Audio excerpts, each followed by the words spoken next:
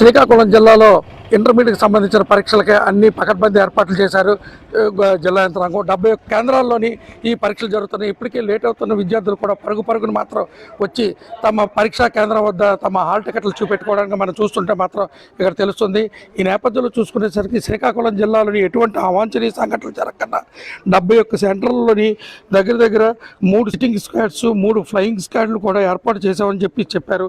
పరీక్షా కేంద్రం వద్ద మాత్రం 144 సెక్షన్ అమలు చేశామని చెప్పారు.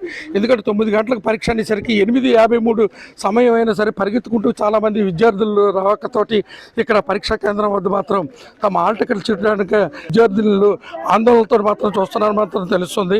ముఖ్యంగా ఈ నేటి నుంచి ఈ ఇంటర్ మొదటి ఏడాది ఎగ్జామ్స్కి 19,850 మంది విద్యార్థులు మొదటి సంవత్సరం రాయిగా రెండో సంవత్సరం 19,997 మంది ఈ పరీక్షలు రాస్తున్నారని మాత్రం తెలుస్తుంది. 9 గంటల నుంచి 12 గంటల వరకు ఈ పరీక్షలు నిర్వహించడానికి అధికారులు అన్ని ఏర్పాట్లు చేశారు.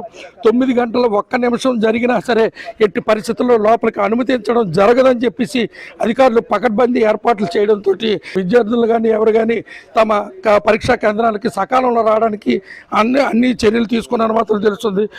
ఇదే విధంగా చూసుకుంటే శ్రీకాకుళం జిల్లాలోని పరీక్షా కేంద్రాల వద్ద బెంచీలను ఏర్పాటు చేశారు. తాగునీరు అలాగే వైద్యం తదితర సదుపాయాలు ఏర్పాటు చేశామని చెప్పి అధికారులు చెప్తారు. విద్యుత్తుకి ఎటువంటి అవాంతరం జరగకుండా అన్ని ఏర్పాట్లు చేస్తారు. ఇప్పటికే 144 సెక్షన్ కూడా ఏర్పాటు చేశారు. జిరాక్స్ షాపులు కానీ ఇంటర్నెట్ కేంద్రాలను కూడా ఎట్టి పరిస్థితుల్లో తెరవద్దని చెప్పేసి తెలపడంతో పూర్తి స్థాయిలో మాత్రం పకడ్బందీ ఏర్పాట్లు చేశారు మాత్రం తెలుస్తుంది. మనం